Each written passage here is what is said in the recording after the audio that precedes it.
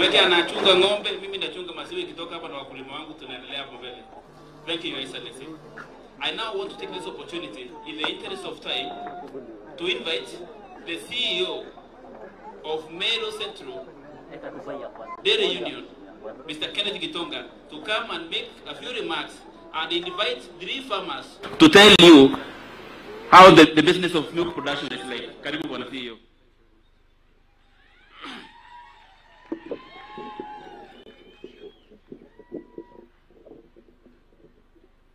Thank you very much, Bwana PS. Your Excellency, sir, the Deputy President of the Republic of Kenya, our CSs present, PSs, our Governor, Senator, MPs, and all the leaders, na wakulima wenzangu. Bwana asifiwe. Maziwa? Maziwa? Sema kwa nguvu rais asikie. Maziwa? Thank you very much. His Excellency, we only come here for 2 agendas, how to increase our milk and how to increase money. There is no other agenda in this field. Hii story yote unaona ni akili tunatafuta vile tutaongeza pesa na maziwa hapa Meru. Nataka kushukuru His Excellency and your team for gracing us on this occasion. We are really humbled. Since we started dairy and since I even became the CEO, we have never seen a president who has come to sit down with the farmers and listen to farmers. Wakulima wacha niwaambie, rais alifika hapa saa 4 amekuwa akiongea na wakulima pale. Anatupenda atupendi? Rais anatupenda sana na Mheshimiwa Rais, we are very grateful. Welcome again and again, and we continue walking this journey. About 10 years ago, we had no dairy. We had a dairy of 10,000 liters. Today we are boasting of 620,000 liters per day, and our plan is to make 1 million liters per day. Tumekubaliana hivyo? That's a bigger plan of the union. And when you came here last year, we were at 524. We have added almost 100,000 liters more. We had 123 farmers. Currently, we have 146,000 farmers. And our market share was 23%. As we speak now, we are controlling 33%. We are doing a third of the dairy in Kenya. His Excellency, what you did last year really encouraged us, because shinda za mkulima hapa ni kidogo sana. Shinda yetu ni chakula ya ng'ombe, shinda yetu ni magonjwa, vaccination, shinda yetu ni nimesema vaccination na breeds, mbegu. Tukiangalia area hiyo, mambo ya mkulima imeisha, hiyo nyingine tutafanya. Na ulitusaidia sana last year, His Excellency, when you came, you gave us 100 million ya kujenga feed mill. Nataka kuconfirm hapa na niambie wakulima, tumenunua feed mill, it is already complete. Imebakisha tu inspection iwekwe kwa Meri, and which is going to happen within the next 2 weeks. I want to confirm by December the feed mill will be up and running. Kuna wakulima walikuwa wananiuliza mbona haoni tukijenga nyumba. Unajua saa hii tunaanza na machine, tunamalizia na nyumba. Kwa sababu machine ndio iko mbali, itakuja na Meri. By the time imefika tumemalizia. Wakulima wamesupport hii project religiously. Tunashanga pesa. Every month we are raising about 5 million. And so far, since we have raised 132 million kutoka these farmers. So it means it's something in our heart, because the cost of milk, 50% is on feeds. Ombre tutu ni kidogo, uone vile unaweza tusaidia kwa hiyo project. Kama kuna kakitu umetuletea leo, tumalizie hiyo project. Alafu mambo ya mbegu, umesikia hata wakulima wamesema, we are buying 6 semen at 22,900, and we are giving our farmers wale tunaweza kufikia kama union at 4,000. Ni ombi langu mbegu ya Kenya iangaliwe, because tuko na mbegu pale Kagri na tunauziwa 200, lakini ni 50-50. Mkulima amesema pale unaweza gonga nje, ikijaa ndume umegonga nje. Hivyo ndio tunasema tukiwa wakulima. So ukatuwekea machini pale, iseparatiwe tupate kike peke yake. Hawa wakulima wote wazalishe kike. We will start exporting egg first here. And today, Your Excellency, we want you to open for us the market for cows. Wakulima wamekuwa na shinda, wakati unataka kununua ng'ombe ama kuuza ujui iende wapi. Unaanza kwa neighbor, unaanza kwa mburuka, unagongwa, unauziwa pesa bei ya chini. Tumetengeneza a system, a website ambaye tutanunua ng'ombe saa hii, nitawaambia vile mtafanya hiyo wakati ikifika. Tuone zile ng'ombe zinauzwa, tuone watu wanasema wanataka kununua pesa ngapi. Alafu ukuje hapa utumalizie, tuuze ng'ombe, wakulima wapate pesa na wale wanataka ng'ombe waende na ng'ombe nyumbani. So that is a great milestone. Tumeanza na IFAS, tutaleta zile ng'ombe zimemaliza kukamuliwa na finally tuleta hata mbuzi. Na jana tuliongea na ngava na alikuwa ananiambia we can even introduce other things in selling using the online. Siku hii sio ile ulikuwa unakwama na kitu nyumbani. Mitambo iko and we want to do that one to increase more money to the farmers. So that is what we are doing. And Your Excellency, on the request you allow me, I call just 3 farmers to tell you their success stories, what they have done, with your permission, very quickly, and then so that we give you enough time utuongereshe kama mgeni wetu leo. Mwarakishe.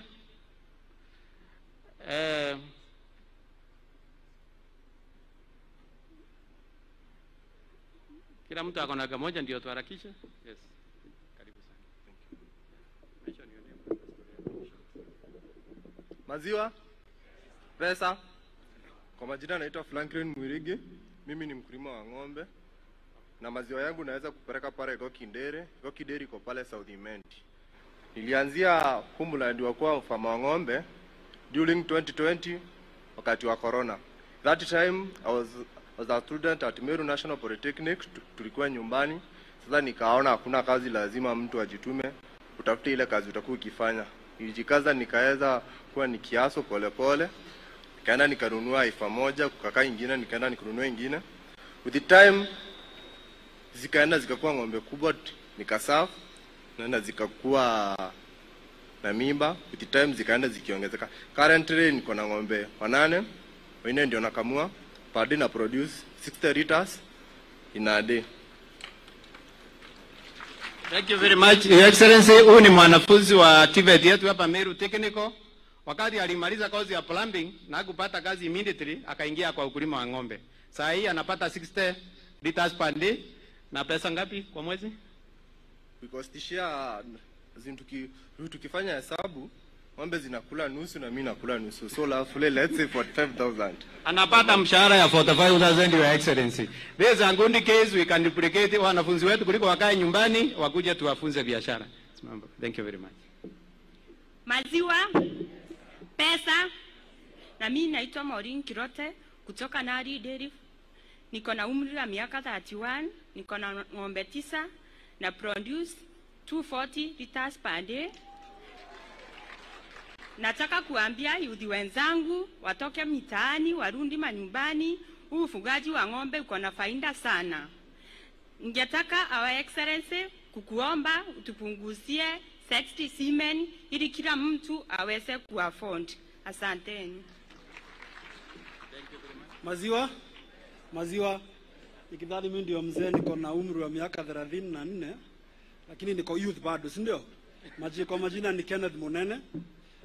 Nafikiria kwa ukulima wa taji kilichonileta hapa ni kuwa niko na tuseme ni kama technique ile ya kuweza kupata heifers wanaotoa maziwa kuliko lita 30 kwa siku. Kwa hivyo ukihesabu ile faida napata kwa kila ng'ombe ni kama 20,000 to 25 kwa kila ng'ombe moja. Kile ningeomba kwangu ni magonjwa yametusumbua sana. Kama mwaka uliopita nimepoteza ng'ombe 3 kutokana na magonjwa. Ningeomba kama vaccines zinaweza kuja Meru hata kama ni kesho, itakuwa imetusaidia sana. Na naomba vijana mtu join tulisha ng'ombe tupate pesa. Thank you very much. That's just a sample, Your Excellency, because of time, but we are doing well. With the dairy you can't go hungry. Nikimalizia yangu ya mwisho niongee kidogo kama processor. Uzuri wa union tuko kwa mkulima, tu are processing in the market. Kuna kitu processors walikuwa wamerequest the other time tulikuwa Nakuru, mambo ya stabilization fund. Ile kitu inafanya bei ya maziwa inapunguza ama wengine wanapunguza. Wakati kama saa hii nyasi ya ng'ombe ni mingi na maziwa imekuwa mingi, wengine they are unable to sell immediately, so they end up taking little milk. Tukakuwa na stabilization fund, tungesort hiyo issue and this growth will be continuous. Otherwise, thank you very much, na tumeshukuru sana na ukuje tena na tena. Asante sana, Your Excellency. Thank you very much. Thank you so much, Bwana CEO. Your Excellency, with your permission, allow me first to recognize the presence of our SHA PS, PS Muthoni. Muthoni amekuja kurejeza nyinyi ya SHA, ndio hiyo PS. Your Excellency, with your permission, allow me to give the chairman who leads the board of Mount Meru Union, Mr. Kiruya, to say one word, and then I invite Honorable Rahim to lead the political aspect to recognize the members of parliament who are present before we proceed and invite the cabinet minister. Bwana Kiruya, please. 1 minute, please.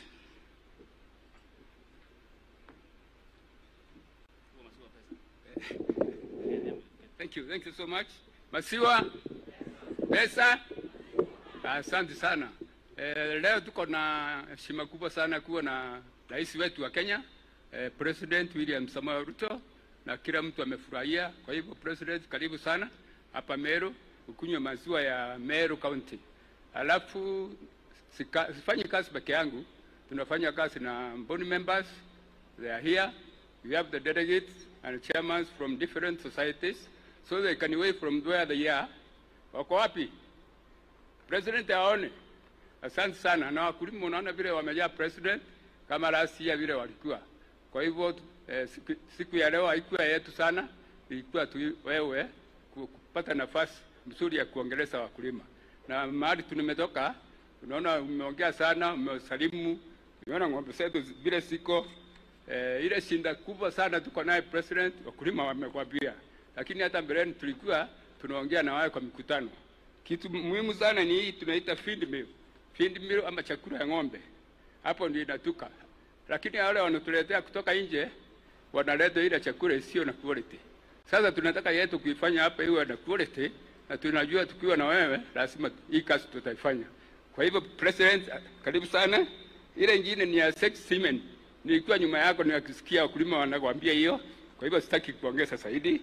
Na maneno ya vaccination, hiyo tayari umetangaza, na nimesikia hata ukiambia nani wako aanze hivi mapema, by next week or 2 weeks iwe tayari. Maneno ya kura president, umeachilia kura hapa na unasema utaleta zingine si mingi.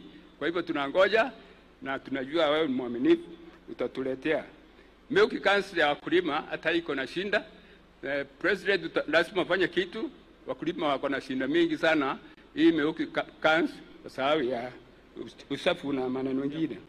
Scoop Milk Program, President, bwana President, maneno ya Scoop Milk Program, tafadhali angalia hapo ili tuende pamoja na maneno itakuwa sawa.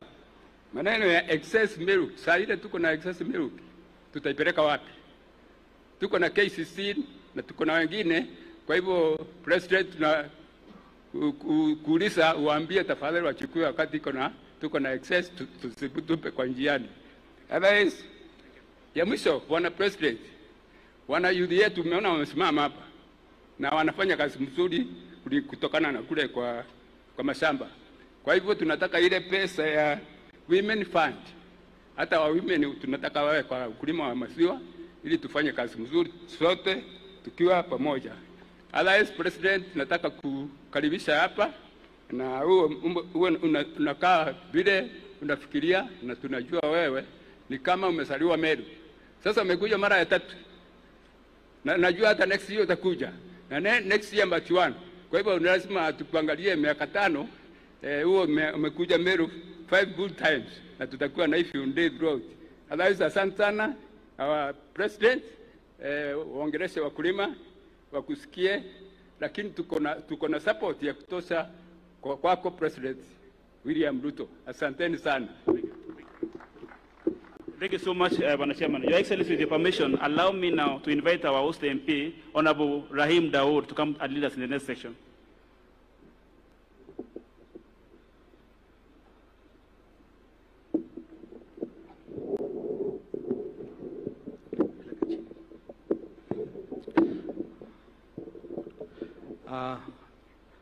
Mheshimiwa Rais, Mheshimiwa Naibu wa Rais, waziri wetu wote wale wako hapa, gavana wetu, senator wetu, MPs wenzangu, MCAs wale wako hapa, wakulima wote wale wako hapa. Bwana asifiwe. Asalamu alaikum. Maziwa, pesa. Ningependa kumuita leader wa MCAs tafadhali, please kujeni haraka MCAs wote na area MCA. Kujeni. 1 minute tu. Mheshimiwa minority leader ata represent speaker.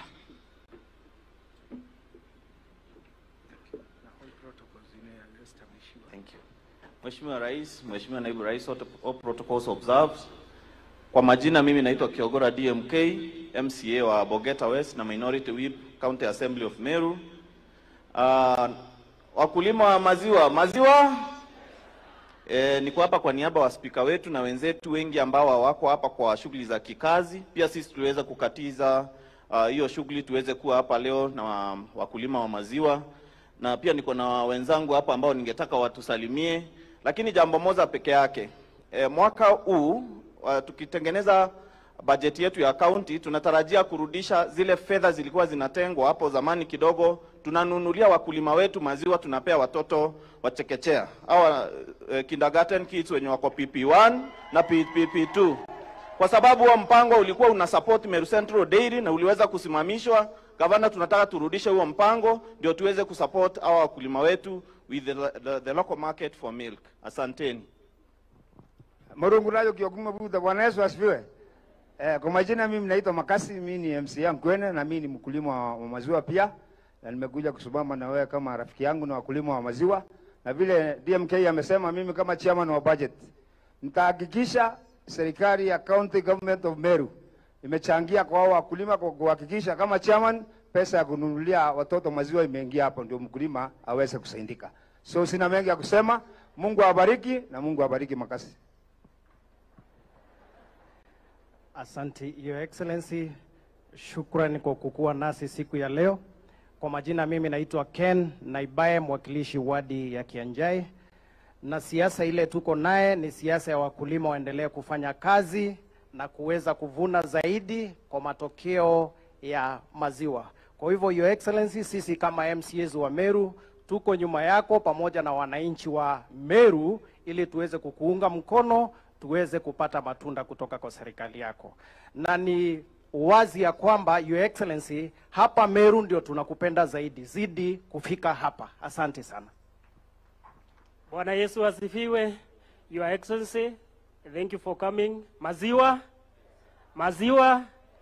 tuko tayari kusimama na gavana wetu, watoto waweze kupata maziwa na tuweze kusupport wakulima wa maziwa. Mungu awabariki sana. Asante Your Excellency, majina naitwa Caleb Mutaithia Kebuko. Masiwa, mimi hiyo jina ya mwisho pesa, Mheshimiwa Rais ndio napenda. Na wakati nilikuja hapa ile wakati mwingine nikasikia maziwa pesa, nilirudi kulima ng'ombe. Na saa hii I supply daily society na nafanya 250 liters per day. Vile naesaambia wakulima hapa Meru tuko na opportunity kubwa sana, na asante ku identify your opportunity and supporting it, and we support your administration. Thank you sir. Asante MCAs, ningeomba MPs wote tafadhali wakuje because of time. MPs wote please wakuje on board. Now I want to recognize the former governor, Mheshimiwa Kawera, please stand.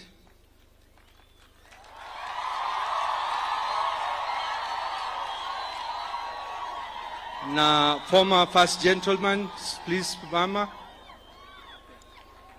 Asante. Wache nikaribishe wenzangu kutoka mbali kwanza, Mheshimiwa Kuroria, na ningeomba please let's stick to 1 minute. Raisi ako na function nyingine. Thank you.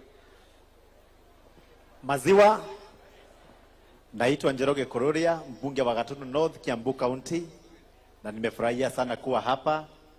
Na niseme nimesikiza mkulima mmoja akiongea na rais akasema shida ya vaccination, na nikasema kuna wakati serikali ilikuwa inaongea juu ya vaccination, watu wengine wakakuwa nakataa. Nimeona inafaa ikue ndio wakulima wetu wakuwe sawa. Mwisho, tuko mwaka wa 2025. Next year ni 2026. Alafu tuende uchaguzi 2027. Nyinyi kama wakulima wa maziwa, mungetaka rais afanye siasa mwaka huu na mwaka huu mwingine, ama wafanyie kazi? Kazi ama siasa? Rais, sisi kama watu wa Mount Kenya region tunataka utufanyie kazi 2025, 2026, alafu 2027 tunyoroshe hawa watu uende 2 term, na hiyo ndio inaitwa Kororia. Maziwa, pesa. Majina yangu ni Daktari Wachira Karani, mjumbe wa Laikipia West kule pande za Nyahururu, na nimekuja hapa benchmarking kwa sababu ya vile Meru Central Dairy inajulikana Kenya mzima. Mimi najua mungependa kujua nimeko na msimamo wa mlengo gani. Mlengo wangu ni yule wa maendeleo ambayo inaongozwa na Dr. William Samoei Ruto. Asante. Asante. Maziwa, pesa. Asante sana, Your Excellency the President of the Republic of Kenya, Dr. William Samoei Arap Ruto, our very able deputy, my colleagues, na wakulima wa maziwa. Bwana Yesu asifiwe. Nasema mimi naitwa Mheshimiwa Kareke Mbiuki ama baba yao, mjumbe kutoka Tharaka Nithi County, eneo bunge la Mala, na niko hapa kwa sababu sisi ni wakulima wa maziwa. Each and every single day, Your Excellency, from Tharaka Nithi County, you are able to produce 3.5 million liters, which is delivered to Meru Central.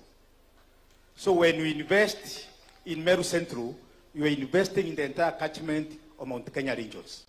Because these farmers we are seeing here, Your Excellency, goes beyond Meru County. There are some from Tharaka Nithi County, ambao hata ni wengi zaidi. Kuna wakulima kutoka Embu and other parts of the mountain. Your Excellency, ombi letu ni kusema ni kuomba Your Excellency, the way the farmers have requested here, especially on the sex semen, because that is where there is a very big challenge. Your Excellency, we are humbly requesting you and your government to invest in the same, so that farmers can be able to get sex semen in a more cheaper way. Your Excellency, the cost of animal feeds is extremely very high. And I'm happy, Your Excellency, effective this month, Meru Central is delivering animal feeds all directed to Tharaka Nithi County, where they have opened an outlet to be able to serve the people of Tharaka Nithi County. So Tharaka Nithi County, we feel part and parcel of Meru Central. And Your Excellency, I can tell you Meru Central is doing so well.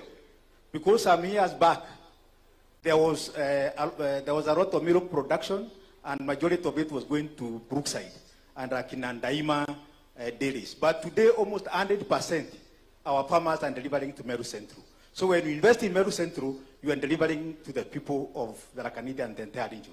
Lastly, Your Excellency, we are here to assure you of our total support. Kwa sababu unasikia wakati tunasema maziwa, tunasema pesa.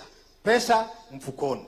And that is one of your clarion cause. When we take leadership, we shall ensure that pesa goes to the pockets of the people. Asante sana, and always feel welcome. And as people of Daraja Meru, tunakupenda, and may God bless you. Na bado tunasema kumi bila break. Asante Mheshimiwa, he was my senior, ndio aliendelea. Mheshimiwa Muthoni.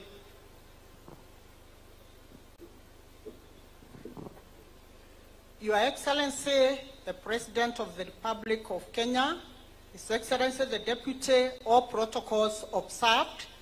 Your Excellency, these are milk farmers.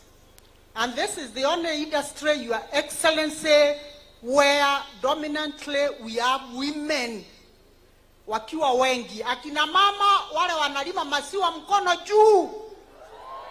Piga nduru. Your Excellency, this industry is very key because it is supporting families. And Your Excellency, siku hizi sisi kama akina mama tunakushukuru kwa sababu you have supported the Meru dairy farmers. Umeteremusha chakula, umesaidia kuteremusha bei ya chakula na tunakushukuru. Bado lakini itateremuka. Your Excellency, bado. Aya, ni sawa. Nitajibiwa hiyo maneno, Mheshimiwa Malisa. Hiyo itaangaliwa. Si ninawaombea iteremuke sawa. Tunaomba chakula ya ng'ombe iteremuke ili ukulima wetu wa maziwa isupport families. Thank you very much, Your Excellency. I am Dorothy Muthoni Ikiara, nominated MP, Meru County. Asante, mpigeni makofi.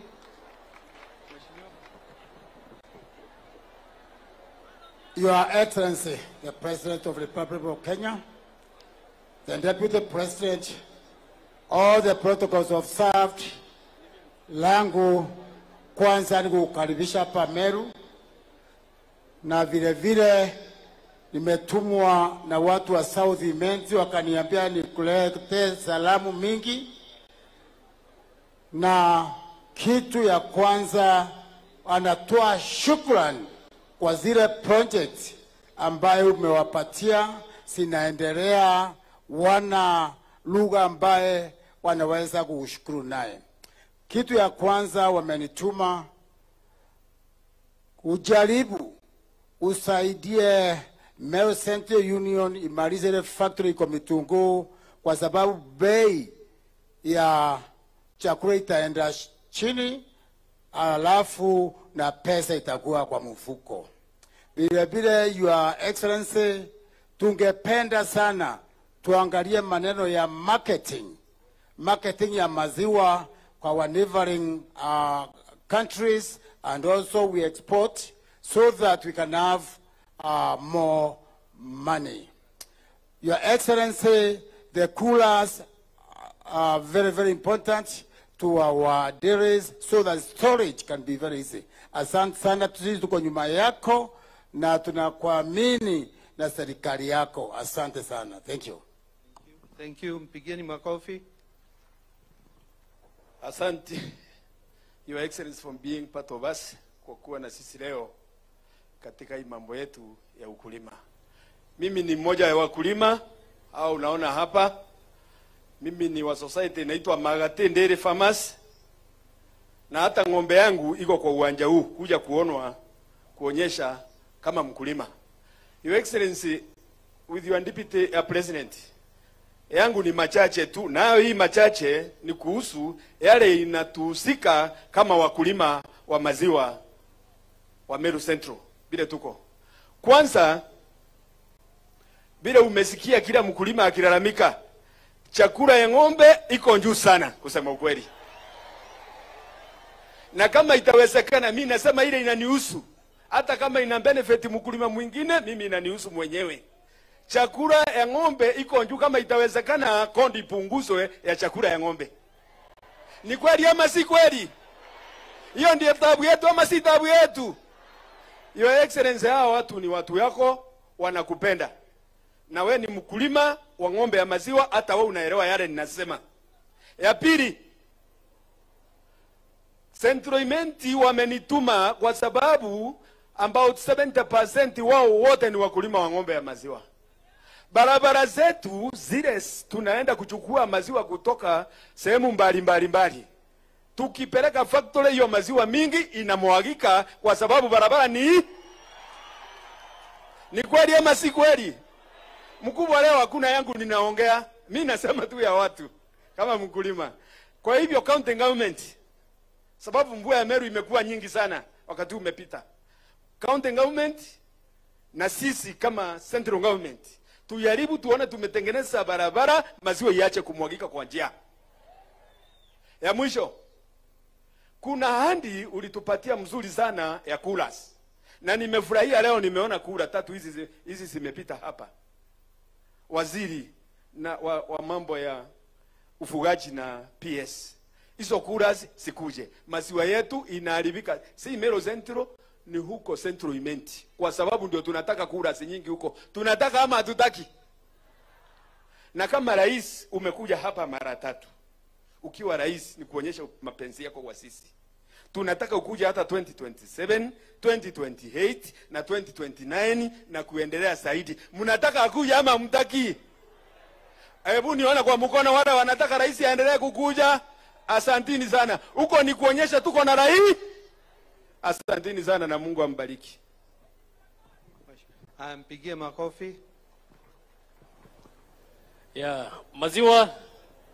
Maziwa Your Excellency, sisi wakulima wa Meru tunafurahi sana kwa kufika kwenu hapa pamoja na naibu wako, na tunaona uko na goodwill na wakulima wa Meru. Sababu hii ikiwa mara yako ya 3 kufika hapa, ni kumaanisha ya kwamba wewe wakulima wa maziwa wa Meru umewatia maanani. Na pia kwa mikutano ambayo nimesikiza na pia nimefuata ukiwa unazungumza, umekuwa ukipeana mfano na wakulima wa maziwa wa Meru, na tunashukuru kwa hilo, sababu tunasikia ama tunajua ya kwamba tuko katika mafikira yako na kila wakati unatufikiria. Kama vile ambavyo wakulima walitangulia hapa kusema, wameweza kusema mambo ya chakula na pia mambo ya maziwa, malipo yale ambayo wanapata, na najua huko hapa kusikiza ili hao watu waweze kuwafanyia hilo. Sababu ukiwa kule Nairobi hautaweza kujua kile ambacho wakulima wa maziwa wanakihitaji kwa sasa. Lakini sababu umeweza kufika hapa leo hii, ukirundi kule utakuwa unajua kile ambacho kinafaa kufanywa ili huyu mkulima wa hapa Meru na mkulima wa Kenya ajue maziwa yako na pesa na maziwa yanaajiri.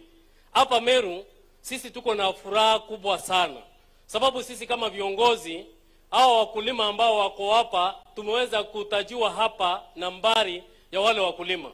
Watu ambao wanafanya kazi katika zile mboma ni wengi, kumaanisha hao wakulima ni tegemeo letu kama serikali, sababu wanasaidia vijana kwa kazi kule nyumbani na pia wanapata hela.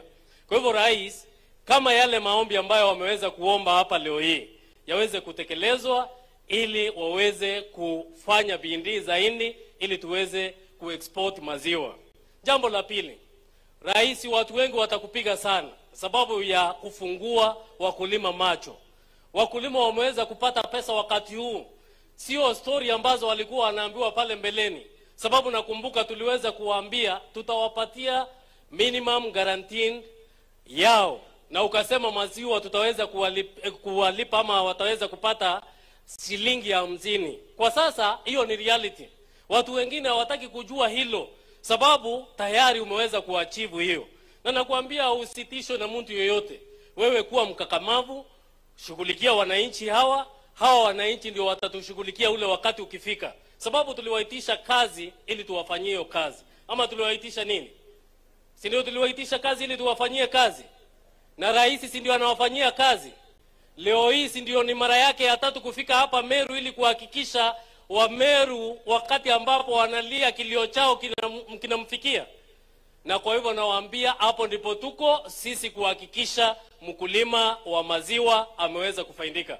Na rais, ni kuambia sisi tuko hapo kutendea wananchi ambao walitupatia kazi. Wengine watalalamika sababu walikuwa wanafikiria mtu akiwa kwa ofisi tumbo yake kwanza, hao wananchi watakuja baadaye ama atakuja kuandanganya. Lakini yale ambao unayafanya kwa sasa ni matendo, na matendo yanazungumza, na hiyo ndio njia ambayo tunafaa kutembea ili hao wananchi wakati ambapo wanatafuta kiongozi na wanachagua kiongozi, wanajua kiongozi ambaye wanachagua ni kiongozi mchapa kazi. Kanyanga hapo, naibu wako anakusaidia vizuri zaidi, na naibu wa rais pia wewe usitishwe na mtu, kazana tusaidie rais mpaka taifa hili iweze kuinuka. Ama namna gani? Si ndio tuendelee kufanya kazi ili muweze kufaidika na ili maisha ya watoto wetu ya kesho waweze pia na wao kufaidika. Asanteni sana, Mungu awasaidie, awabariki, na Meru Dairy tuko pamoja na tutaendelea pia kuelimisha wakulima walime maziwa zaidi. Asanteni sana. Asante, mpigeni makofi tafadhali. Your Excellency, the President of the Republic of Kenya, His Excellency the Deputy President, the Cabinet Secretaries present, my friend Opalanya, karibu sana, Bwana Roko, CS Engineer Eric, na viongozi wote na gavana wetu. Amero, Bwana Yesu asifiwe. Bwana Yesu asifiwe. Mwathani mno mwega, amagita jonde. Eto tiringile mwathani mpelo hii. Wakulima wa masiwa, hata mimi ni mkulima, Your Excellency. Kwanza nataka nikushukuru sana, kwa sababu wewe unaangalia kasi. Nataka nikushukuru sana, siku ile uliapisha your Deputy President, aliapishwa kama Deputy President wa Kenya. Tulikuwa na PS Mweke pale Bole constituency, tukiongea mambo ya dairy sector in Bole constituency. Akulima babole bole oku, ebu akulima wa Bole nione mkoa mkono, asanteni sana. Your Excellency, tunakujua wewe sio mtu kupoteza wakati, uko kasini, eyes on the ball, na uko na msaidizi sasa, Professor Kidiki. Wewe umefunga masikio kwa kelele. Angalia hawa watu wa maziwa, angalia uchumi wa Meru watakurudishia mkono. Hata sikia hii kelele inapigwa kila pahali. Sisi ni watu wa kufanya kazi. Sisi ni watu kupenda watu ambao wanatuletea pesa. Your Excellency, watu wasema wamekuja, sijui atufanye kazi, sijui atufanye nini. Your Excellency, I know for a fact. Mimi najua watu wa Bore. At least I can speak on behalf wa watu wangu wa Bore hapa. Hao watu wataki mambo mingi, wanataka maendeleo. Lugha yetu ni maendeleo. Lugha ya Meru iwe maendeleo. Hiyo ndio kwa sababu tulichaguliwa na hao watu. Hii kelele mingi tuwashe na tusimamishe serikali yetu ambayo inatufanyia kazi. Your Excellency, Bole dairy sector. Bole dairy sector is the second in Meru County. Mara kidogo utasikia napiga kelele kidogo kwa sababu kura ni kidogo. Napiga kelele kidogo kwa sababu garansi ni kidogo. Nitapiga kelele kwa sababu mambo mengi. Sasa nataka Bole to be given all the best support. Hii ingine ikiendelea. Huyu mtu anaitwa Kitonga amekuja pale Bole. Tumekaa naye pale Bole. Wamekuja na shamani wetu pale Bole. Tumekuwa na PS Mweke pale Bole. Tumekuwa na Kibodi pale Bole. Tukiongea mambo ya pesa. So, mimi nataka kusema, my good friends, watu wa Meru, let's not get distracted by other side shows. Tuangalie mambo yetu ya maendeleo ya Kenya, na I can tell you for a fact, Your Excellency, mambo itakuwa sawa. Mambo itakuwa sawa. Wewe funga maziwa hii nyingi, tumia macho tu na akili. Hao wengine wanasema wana akili, mimi najua uko na akili double. Asanteni sana. God bless you. Asante, mpigeni makofi. Your Excellency, the President of the Republic of Kenya, the Deputy President, mawaziri, His Excellency our Governor, na viongozi wote na wakulima kwa jumla, Bwana Yesu asifiwe. Bwana Yesu asifiwe. Wakulima mpo? Pesa, maziwa. Your Excellency, nataka kushukuru kwa kufika hapa leo. Kwa sababu ukifika hapa unatupea nguvu kama wakulima wa maziwa. Ndio tunajua unajihusisha na ukulima na utaendelea kuendeleza na kuwezesha wakulima wetu. Your Excellency, shughuli za ukulima wa ndiri ziko na changamoto kidogo. Lakini nikiangalia katika finance bill ile ilipita wiki hii, niliona kwamba vifaa vyote vinavyotumika katika kutengeneza chakula ya ng'ombe vimeondolewa ushuru. Situpigie serikali makofi wa jameni. Vimeondolewa ushuru. Hiyo ni kumaanisha kwamba bei ya chakula ya ng'ombe na hata wanyama wengine itaendelea kuteremka. Your Excellency, la pili ni kwamba Wizara ya Kilimo inafanya kazi nzuri. ya kuhamasisha wakulima waweze kukuza mimea fulani, wakuze kama vile sunflower, wakuze kama vile simsim na zingine, na hata pamba. Hiyo mimea inasaidia sana katika kutengeneza ile chakula, na najua wizara inapeana mbegu, ndivyo tuweze kukuza ile mimea vizuri. Wakulima mkipewa hiyo mbegu mtakuza kweli? Mtakuza, ndivyo tuteremshe bei ya nini? Ya chakula ya ng'ombe. Eneo hili, Your Excellency, watu wengi, wakulima wengi wamefurahia sana shughuli zinazoendelezwa na hawa wakulima wa Meru Central. Nafurahia vile mnajitokeza kwa AGM kama leo. Hiyo ni kumaanisha mnakinga hiki chama chenu, hii shirika yenu. Mkiachilia mambo hayawezi kuenda vizuri vile yanaenda. Nyinyi ni kielelezo kizuri za guaranteed minimum return. Kwa sababu kama nchi yetu ana serikali imeamua na nyinyi mkiwa washikandao maalum bei ya maziwa iwe shilingi 50 na yenu inaenda shilingi 53, si ni kumaanisha mko juu? Kwa hivyo tuendelee vivyo hivyo, ndivyo tuweza kusaidia rais katika kazi yake.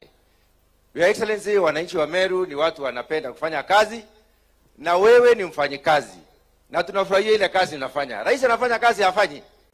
Anafanya kazi hafanyi? Mnataka rais aendelee kufanya kazi ama ingie kwa siasa?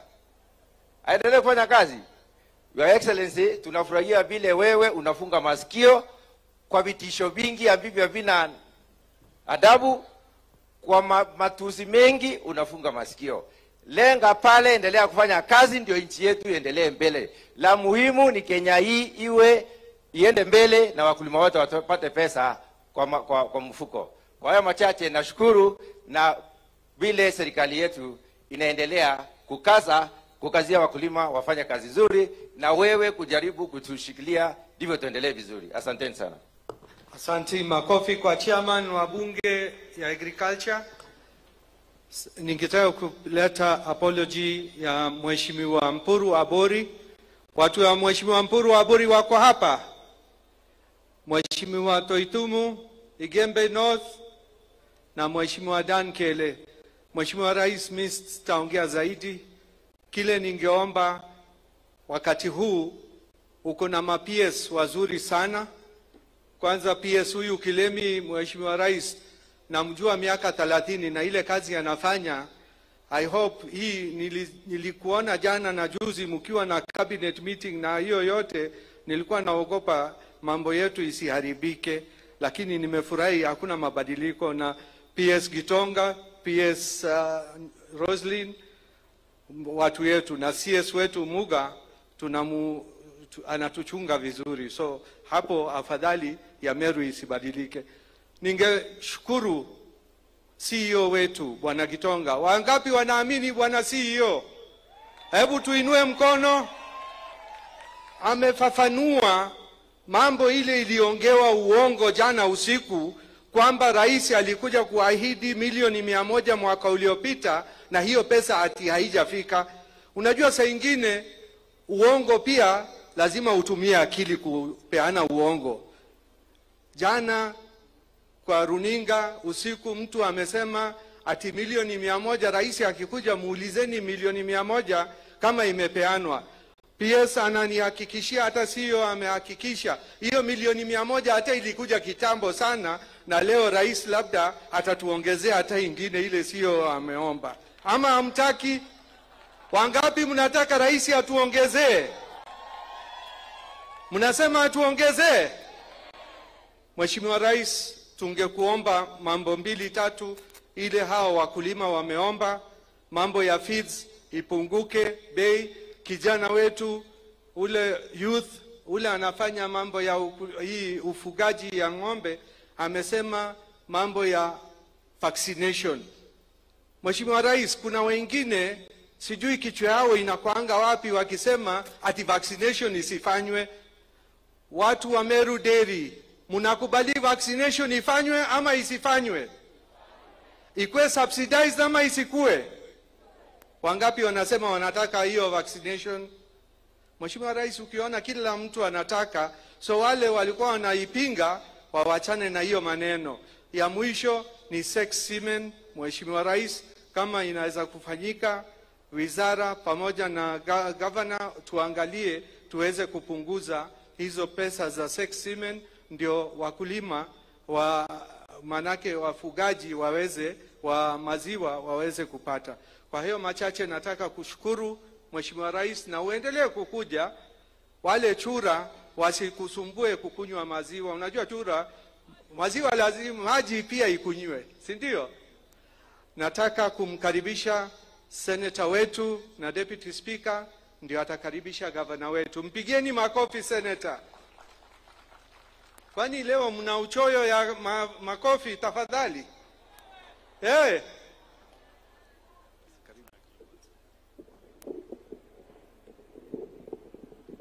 Antu wetu wa Meru, Bwana Yesu asifiwe. Hebu weka mkono kidogo pamoja, tupigie rais wetu makofi kwa kufika hapa leo pamoja na naibu wake. 1 2 3.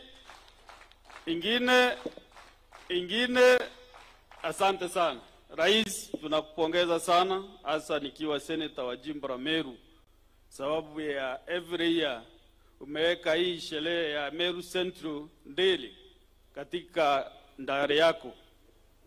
Na vile nimeona sura ya wakulima leo, mwaka jana tulikuja hapa tukasema ile kiwanda itajengwa ambayo itapunguza chakula ya ng'ombe na mifugo ingine. I think wanauliza kwa nini tumekaa mwaka mzima bila hiyo kiwanda kuwa imepunguza hiyo bei ya chakula. Na kwa hivyo mimi nataka kupea bond, tafadhali tahadhari, sababu nikiangalia sura na vile nimesikia hata challenge kabisa ya chakula ama ya profit ya maziwa iko katika chakula ya ng'ombe. Kwa hivyo mimi vile CEO amepromise by December hiyo kiwanda itakuwa, mashini zimetoka ng'ambo na zimefika. Tafadhali bwana CEO, hiyo ni commitment kubwa sana kwa wakulima wa ng'ombe, sababu hata wakati rais tulikuwa na wewe last time pale South Imenti, nilisema hiyo kiwanda haijakamilika. Na kwa hivyo hao wananchi wote wao ulikuja ukatupea 100 million, ile Raimu anasema wengine wanachochea.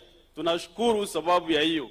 Leo umeambiwa mambo ya vaccination na ukaamurisha PS in the next 1 week waanze kudunga ng'ombe sindano ya hapa Meru.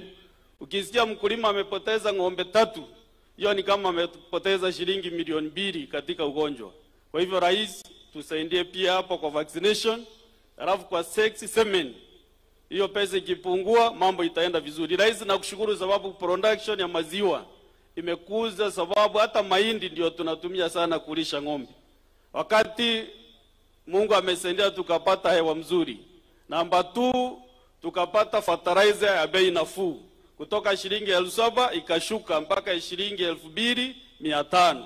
Na hiyo ndio imefanya sisi wakulima tulime mahindi kwa wingi, na ndio sababu quantity ya maziwa imeweza kwenda juu. Kwa hivyo tutaendelea kufanya vile tutahitaji ndio mambo yetu yaende vizuri. Rais, pia hata kama tuko kwa maziwa tusisahau wewe pia uko katika number 1 kusupport sekta ya majani chai, sekta ya kahawa, sekta pia ambayo tunataka kuanzisha sasa ya cotton, sababu vile chairman wa agriculture amesema tukilima sunflower kwa wingi, tukilima cotton tutapata cotton seed, tutapata sunflower seed ambayo tutapatia Bwana Gitonga katika kiwanda yake ya kutengeneza hizo animal feeds. Kwa hivyo rais, wizara yako ya kilimo tunaiangalia sana ifanye kazi hapa Meru. Hii ni mahali na rotuba kubwa sana. We only need support from the government, na sisi wakulima tutafanya vile tutaweza ndio tuweze kuimarisha maisha ya sisi watu wa Meru hapa. Kwa hivyo rais, ya mwisho nataka kusema politely ya kwamba sisi tukiwa wa Meru saa hii tunataka kusikia sana lugha ile itatusaidia kuweka pesa mfukoni. Hata wengine wakitembea hapa na pale, we can't hide, sababu wanazunguka tu wakieneza uvumi. Sisi tukiwa Meru tunataka siasa ile itatusaidia katika kuimarisha mambo yetu na kusomesha watoto na mambo mengine yale yatafaidi wa Meru. Kwa hivyo sisi tutajipanga tu, wakati wa siasa itafika na hata sisi hatutakuwa tumelala rais. Tutajipanga vizuri tukiwa hapa Meru, na sisi tutapiga kura yetu vizuri tu mahali tunajua tunaenda kufanya kazi mzuri. Kuna watu wengi umepea viti kwa serikali rais. Akimaliza miaka 2 anatoka. Wakati yako kwa serikali yeye aongei serikali ni mbaya. Akipiga hatua moja hivi anjiondoe mwenyewe anaanza kusema serikali ni mbaya. Mwingine akitolewa sababu ya kazi mbaya anafanya kwa serikali. Lakini wewe wakati ulikuwa kwa serikali huku tuambia ni mbaya. Kwa hivyo sisi tulipigia wewe kura with an intention to improve our lives tukiwa Wameru. Na hatukufanya kama mzaa ama by the way, no. We made a decision to support you sababu tulikupea na tukakaa na wewe kemu tukaandika mambo yote ya Meru. Hiyo tu ndio tutafuatilia na wewe mpaka 2027. Kwa hivyo we don't need any distraction. Kusema sasa tutoke kwa serikali tuenda tukamangamange mtaani na msituni. Sisi tukiwa Wameru hatutafanya hiyo mbranda rais na tutakushikilia kabisa tumalize hii term tuweke ingine na ingine. Kama ikiwezekana. Hata ndugu yangu hapa naona unaangalia hata wewe utakuwa rais siku moja profesa usijali. Mungu atakusaidia hata wewe siku moja uwe rais after tukimalizana na rais William Samoei Ruto na wewe tutakushika mkono tuendelee hapo mbele. Kana na hata anto beto sini namna hiyo. Kwa hivyo sisi hatuna haraka ya kutoka kwa serikali na hata kidogo ukitoka mimi niko nyuma yako hapo nitachukua hata mimi my friend. Nitakazana hata mimi nichukue pia tuendeleze taifa letu. Si unaona hata Oparanya anasema kweli Kadhuri anawezana na hiyo baadaye huko mbele. Kwa hivyo asante rais. Nataka niombe nimkaribishe gavana wa Meru na yeye aweze kutoa hizo remarks. Karibu bwana gavana.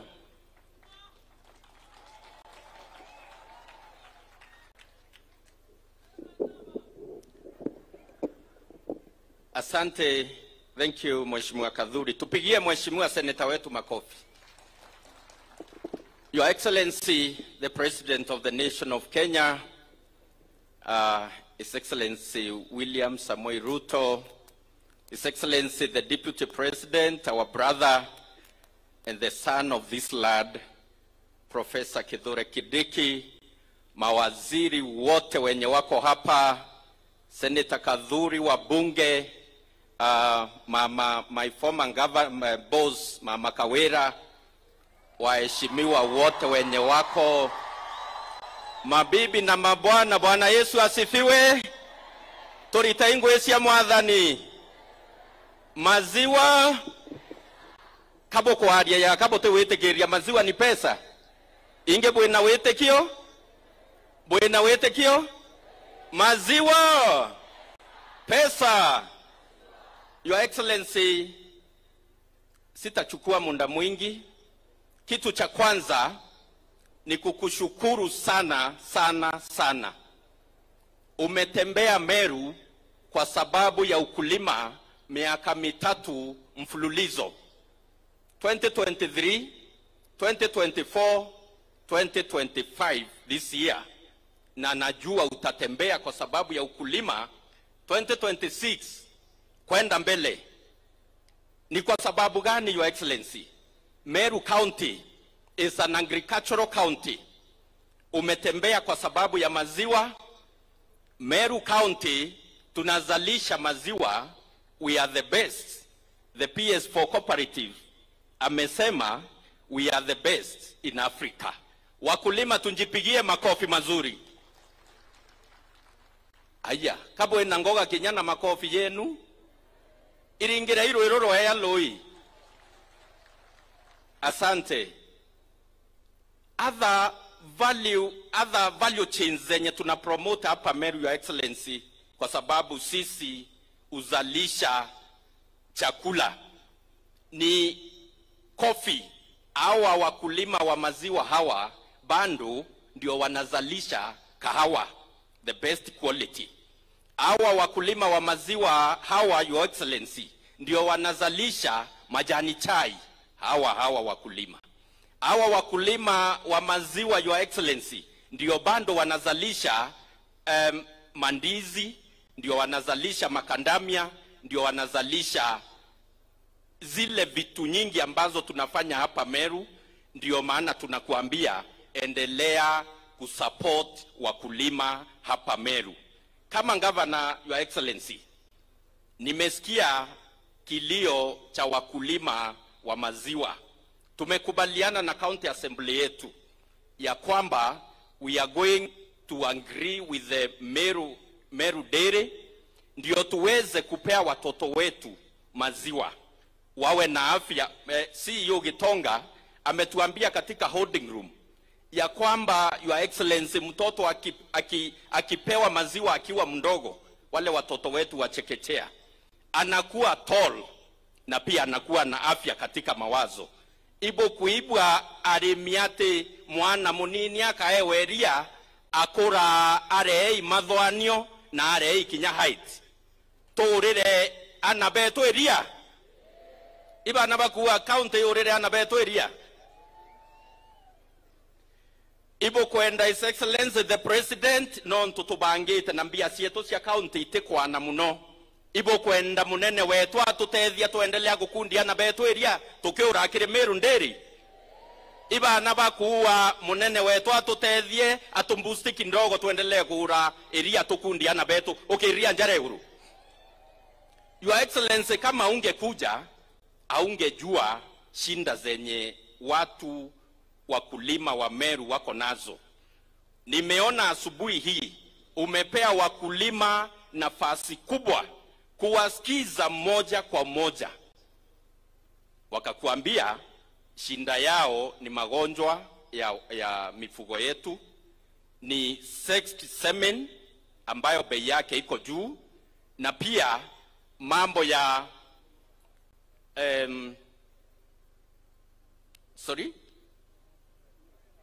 mambo ya chakula. Your Excellency, 2023 ulitupea 100 million ndio tuweze kusupport the factory ya animal feeds pale Mitungu. Tunaendelea kukuomba because this is the first phase ya hiyo factory, kutakuwa na second phase, kutakuwa na third phase. Tunaomba usituache kwa barabara. Umeanza nasi katika mwanzo wa safari wa kuhakikisha chakula ya mifugo imeenda chini, tuende na wewe mpaka mwisho to the third phase ambayo itakuwa wakulima wamesaidika. Nikimalizia, Your Excellency, because I know you have other events, lakini leo ni siku ya wakulima na ulituambia utashinda nasi mahali hapa. Ni kwamba kuna mradi wa siwa wa Meru hapa, especially Meru Municipality, ambayo serikali yako imeweka 850 million. Your Excellency, huo mradi ulianza mwaka wa 2019. Umechukua miaka 6. Ulitakiwa kukamilika 2022. Bando huo mradi umelala. Tunatakiwa tuhamishe siwa hapa Gakoromone ambako unakuja kutujengea soko kubwa kabisa katika nchi ya Kenya. Gakoromone Market, siwa yetu iko katika municipality center ambayo pia tunaenda hatua nyingine kuifanya city. The next city in this nation itakuwa Meru City. Kwa hivyo tunaomba Your Excellency, huyo contractor mwenye ako na kazi ya kutengeneza siwa system ya kwenda kule Rwanyange aharakishe, kwa sababu tunahitaji kuanza kuandaa city yetu, Your Excellency. Ya pili nikimalizia ni kwamba siwa system ikitengenezewa iwe na last mile connectivity. Tunahitaji maji kwa sababu siwa system inahitaji kiwango ya maji ya hali ya juu. Kuna project ya maji inaitwa Mutwaro Water Project ya 2.4 billion.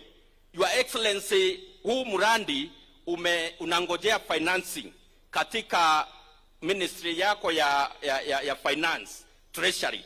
Tunaomba Your Excellency, ukiendelea kufikiria Wakenya wengine, tufikirie mambo ya maji hapa Meru, huo mradi, na pia waziri wa maji ni kijana yetu hapa nyumbani, umsaidie tuweze kupata huo mradi, kwa sababu hii plant ya maziwa ni mojawapo yenye ina contribute waste water ambayo inajaza ponds zetu hapa Gakoromone, so that tuweze kupata maji pia ya kuendelea kufanya usafi tunapozalisha maziwa yetu. Your Excellency, nikubali nimalizie hapo, tukuambie kama Wameru tunakupenda na agenda yako ya bottom up economic transformation, it's being implemented here in Meru, and we really support and stand with you, and we are working with you along this journey as you continue supporting watu wa Meru kwa agriculture and other development agenda. We welcome you, Your Excellency. Asante sana.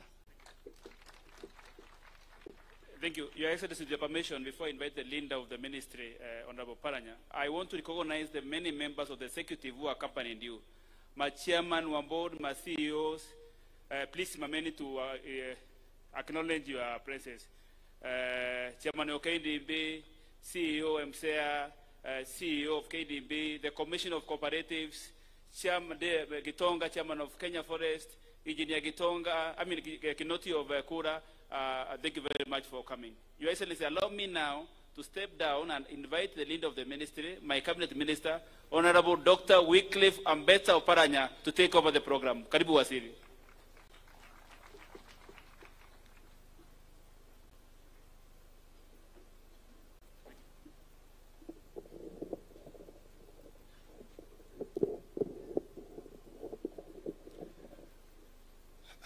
Mheshimiwa Rais wa Jamhuri ya Kenya, Daktari William Ruto, Mheshimiwa Naibu wa Rais Profesa Kithure Kindiki, mawaziri wenzangu ambao wako hapa, makatibu na pia gavana wa jimbo hili la Meru na wananchi kwa jumla, hamjambo. Maziwa, pesa. Rais, hii ni siku yangu ya 3 kuja hapa tangu uniteue kuwa waziri wa ushirika. Kwanza nilikuwa hapa mwaka uliopita Novemba, nikakutana na viongozi wote wa SACCOS ambazo ziko Meru. Mwezi wa 4 nilirudi hapa pia tukiwa na AGM ya kwetu SACCO. Hii ni safari yangu ya 3 kuja hapa kikazi. Wakati nilikuwa hapa nilitembelea Meru Dairy. Yale niliona huko nilishangaa. Yale ambayo inaendelea hapa kwa mambo ya maziwa. Kwanza nilikutana na wakurugenzi wa Meru Dairy. Ni kila mkurugenzi alikuwa anajitambua na anasema namba zingine hapa. Mimi ni fulani 1200. Mimi ni fulani 800. Mimi ni fulani 700. Sasa nikashangaa, hii 1200 hii ni namba yake au ni nini? Ndio nikaambiwa ukiwa mkurugenzi mpaka uwe mfugaji wa ng'ombe wa maziwa. Ni hizo ndio lita ambazo anatoa kila siku. Mmoja wapo alikuwa anatoa 1200. Fanya hiyo hesabu kwa shilingi 50, 60 kila siku. Kwa mwezi milioni 1.8. Hata hiyo mshahara inashinda ile ya rais. Jameni, unaona vile wanaendelea hapa. Lakini sisi tunataka chini ya serikali ya Mheshimiwa Rais kuhimiza nyinyi kuendelea na mambo ya kilimo. Vile mnajua kilimo ndio msingi wa nchi yetu Kenya. Tunategemea kilimo, ndio kitu ya maana sana. Mimi nikiwa katika wizara ya cooperative mpaka nishirikiane na pia na waziri wa kilimo.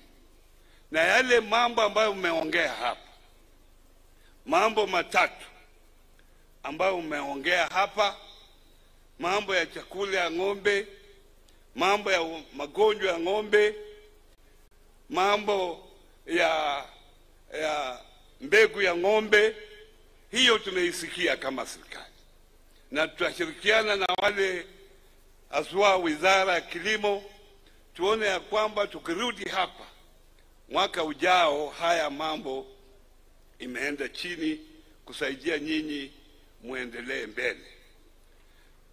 Na katika mambo ya ushirika, paka sisi kama wizara tushirikiana na wizara zingine. Nyinyi ni wakulima, mkiwa wakulima paka muwe na afya mzuri kuendesha mambo yenu. Kama una afya mzuri utaendeshaje mambo yako? Paka uone ya kwamba watoto wako wanaenda shule, wewe kama mkulima. Hii mambo ni ya maana sana. Ndio kwa sababu kama wizara tumeamua ya kwamba tunataka mashirika yote, all cooperatives in this country, members wote, kwa sababu tunataka wawe na afya mzuri, wote warejeste na SHA. Na tutakuwa na circular kutoka wizara, tuone vile tutashirikiana na wale wa wizara ya afya, kuona ya kwamba kila memba wa cooperative nchi hii ni memba wa SHA, ndio mambo yake ya afya iwe sawa sawa, ndio yeye aendeshe mambo yake. Pili, tumeanzisha tayari mpango wa mambo ya watoto wetu kwenda kwa shule. Ni muhimu watoto wako wasome, ni kuona ya kwamba wale ambao ni washirika, kwa sababu ushirika unaleta elimu pamoja, ushirika uwe na afya mzuri, ushirika unaangalia mambo yako ya uchumi, pia uangalie mambo ya elimu ya mtoto yako. Tayari huko Usunkishu tumeanzisha mpango ya elimu kupitia kwa washirika cooperative wote. Tuseme pia elimu ni pesa ya cooperative, inasaidia wale washirika kuona ya kwamba watoto wao wanaendelea shule. Hiyo ni mpango tunayo rais kusaidia watu wetu katika ushirika. Nina furaha yale ambao uliakiza umeyatenda, na hiyo ni kuonyesha hata mwenyewe umekuja hapa, ni kuonyesha vile unataka wananchi katika nchi hii, azua watu ambao ni wafukaji waendeleshe mambo yao vile inatakikana. Mimi mwenyewe pia na wizara tutarudi hapa na kijana wenu tuongee mambo mingine, aswa mambo ya kahawa. Najua nyinyi mnaendesha mambo ya mimea mingi, na hiyo tutakuja hapa tusaidiane, tuendelee mbele. Tunataka Kenya iwe nchi ambayo ina nguvu. Mimi mwenyewe vile mnamniona, mimi nimekuwa kwa siasa, nimeweka tu break kwa sababu nimeingia executive, lakini mimi kawaida mimi ni mwanasiasa. Unajua ukiwa mwanasiasa, wakati nilikuwa nafanya siasa, nilikuwa naangalia mudi ya wananchi. Natuma kule mtu, naenda wale wananchi wanafikiria nini. Yale ambayo wanafikiria ndio mimi nitakuja kuongea hapa. Hata kama najua ni ya uongo, hiyo ndio mimi nitaongea. Kwa sababu mimi nataka makofi. Si mimi ni mwanasiasa. Hiyo makofi, hata kama najua yale naongea sitafanya ni ya uongo, lakini mimi naongea kwa sababu mimi nataka makofi. Mimi niko hapa, mimi saa hii siko mwanasiasa, lakini nataka nimwambie serikali ya William Ruto inafanya kazi. Tumekuwa pamoja na rais kwa siku mbili, akiamuka asubuhi saa 12 mpaka jioni. Tena hapa hata alifika mbele yangu. I want to apologize to Your Excellency kwa kuchelewa. Wewe unafanya kazi. Kwa hivyo mtahusishe mambo ya siasa na mambo ya maendeleo, kwa sababu maendeleo ni wewe mwenyewe. Ukitoka kwa boma yako, kiangalie mwenyewe yangu katika boma hii. Pengine wanaongea huko kiwaziwazi, na hiyo itakusaidia. Kwa hivyo, kwa hayo machache, nataka nichukue nafasi hii nimkaribishe naibu wa rais wetu, naye anene yake na akaribishe rais wetu. Karibu Mheshimiwa Profesa Kithure Kindiki.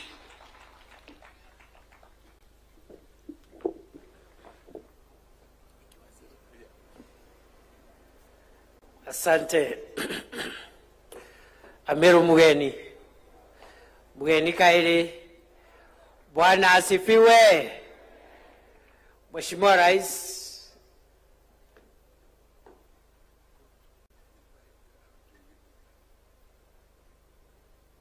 wacha tungojee rais arudi. Iko mawaziri wengine hapa wawili, kujeni mseme one word. Leo ni siku ya maziwa, sio siku ya story. Haraka haraka. Wapi makofi ya Mheshimiwa Roko, waziri wa utumishi wa umma, na Mheshimiwa Eric Mugaa, waziri wa maji. 1 minute each. Asante sana Mheshimiwa Naibu wa Rais, Mheshimiwa Rais wa Jamhuri ya Kenya, wambunge wale ambao wote wako hapa, Governor wa Meru na viongozi wote, amjambo.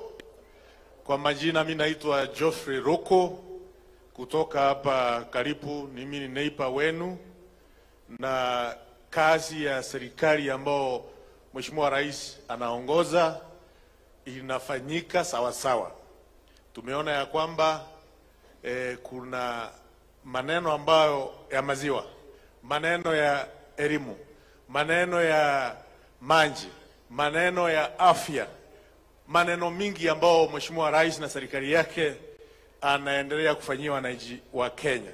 Sisi kama mawaziri ni kuhakikisha yale ambao ametuamrisha tunaifanya, tunajituma, tunatia bidii, and I can assure you, the people of Meru, the government of William Samoei Ruto, the President of Kenya, is putting all the necessary effort kuhakikisha kwamba yale ambayo alisema katika manifesto yake inafanyika.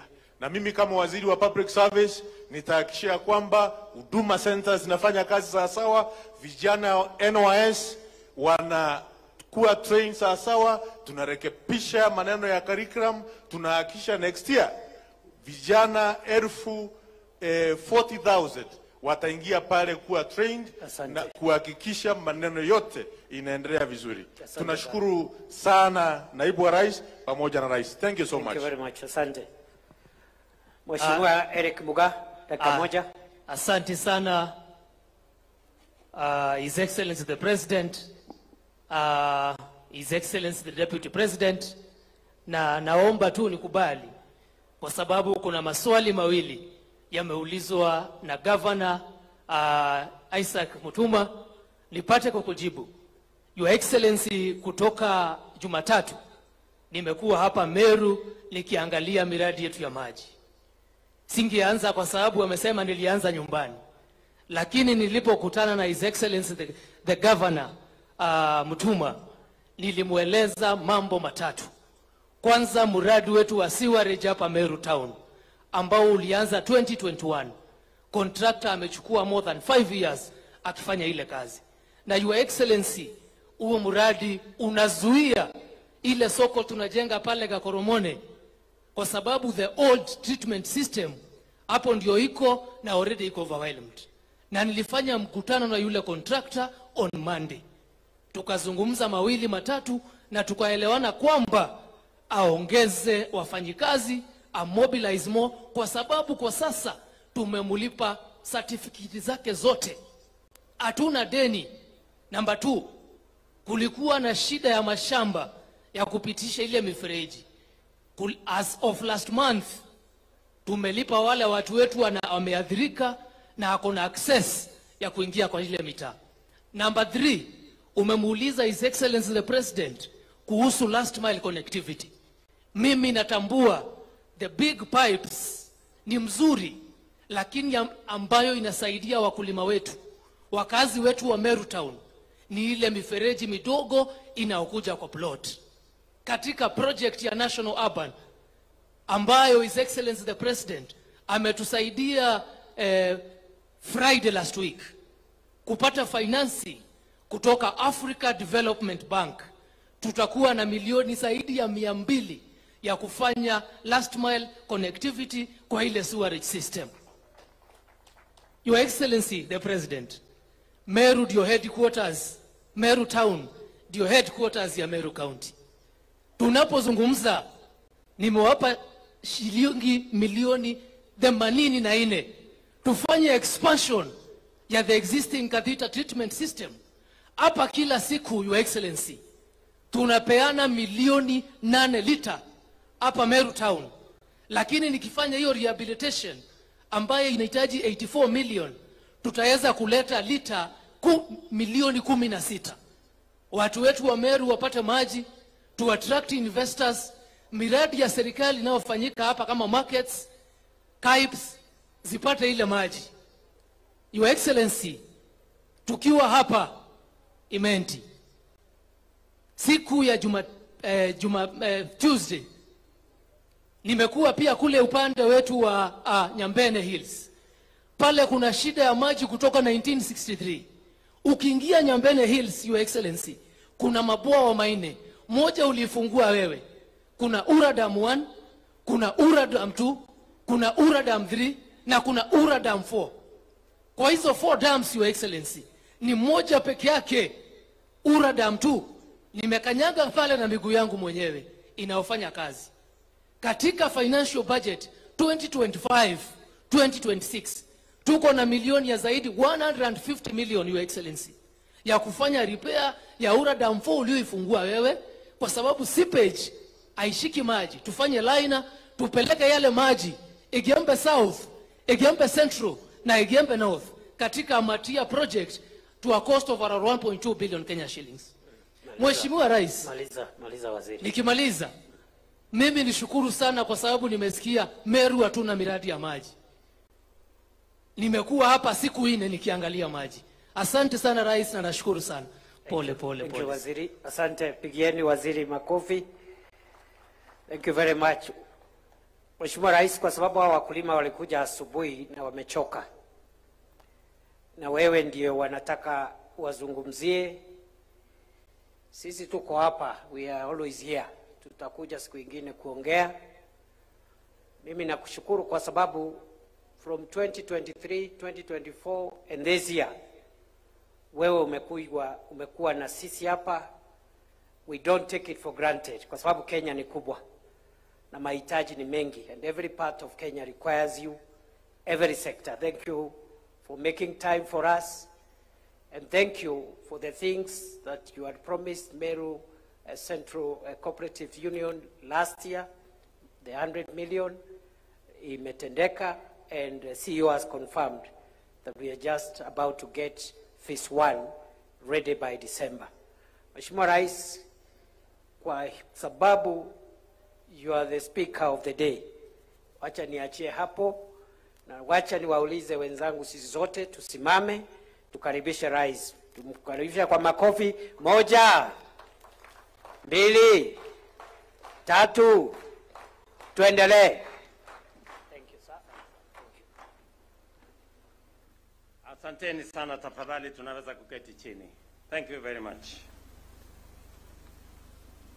Mheshimiwa Naibu wa Rais wa Jamhuri ya Kenya, Profesa Abraham Kithure Kindiki, waheshimiwa mawaziri, makatibu, gavana wetu wa Meru, waheshimiwa wabunge, MCAs, wakulima wa Meru Dairy, hamjambo. Hamjambo tena. Mugeni kaire. Bwana Yesu asifiwe. Maziwa, Maziwa. Pesa. Hebu mnisalimie hivyo hewani nione watu wa Meru. Asanteni sana. Mimi kwanza nataka nimshukuru Mungu kwa sababu ametupatia nafasi ya kufika hapa Meru kwa siku nyingine tena. Nataka niwapongeze mwenyekiti wa board ya Meru Dairy na huyu bwana Gitonga Kenneth ambaye ni CEO wetu, na zaidi niwapongeze wakulima wa Meru Dairy. Wakati nilikuwa hapa mwaka uliopita, Meru Dairy ilikuwa namba 2 kwa Kenya kwa mambo ya maziwa, na niliwaeleza wakati huo ya kwamba munaweza kuwa nambari 1. Leo mimi nafurahi kwamba nimekuja Meru mwaka huu tarehe ya leo, wakati Meru Dairy imekuwa dairy namba 1 processor katika taifa letu la Kenya. Mimi nawaambia pongezi sana, na kwa sababu ya bidii yenu, mimi nataka niwaeleze ya kwamba mimi nimefika hapa kwa mwaliko wenu, na sio kwa sababu nimepotea njia ama nimekosa kazi. Nimekuja hapa makusudi ili niwatie moyo ya kwamba mnafanya kazi mzuri na serikali ya Kenya itasimama pamoja na nyinyi.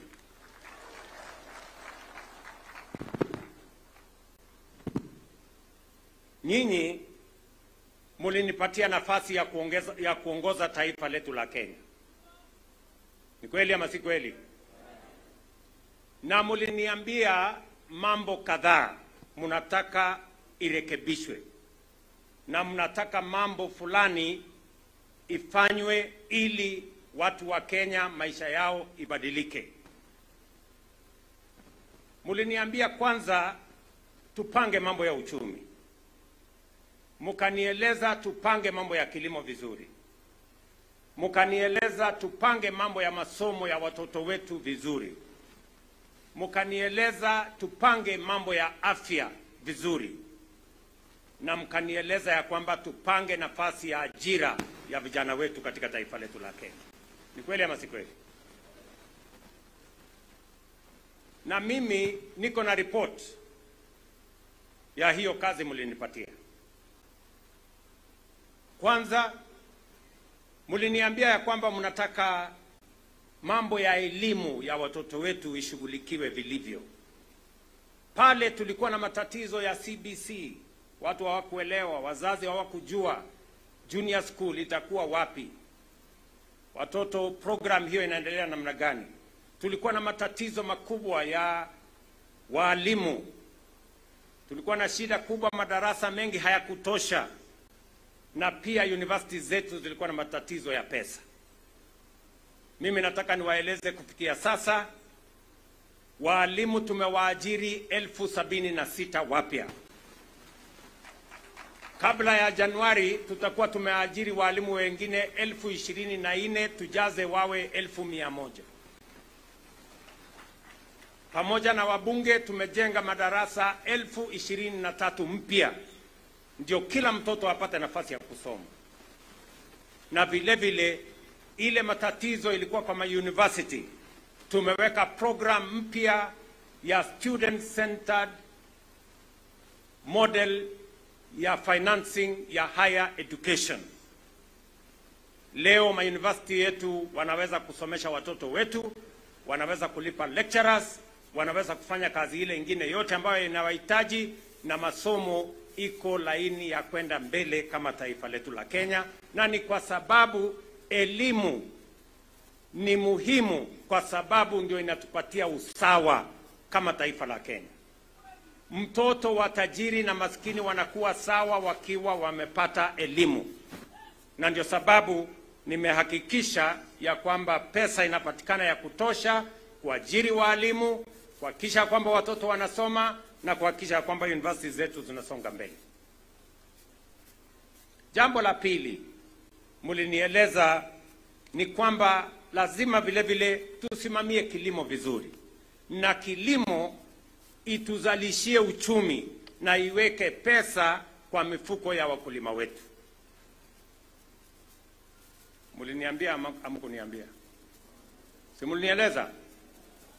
Hatua ya kwanza tulisema kilimo haiwezi kwenda mbele kama gharama ya mambo ya pembejeo na fertilizer iko juu. Hatua yetu ya kwanza ilikuwa ni kupunguza gharama ya mbolea, na tukahakikisha kwamba kuna mbolea ya kutosha.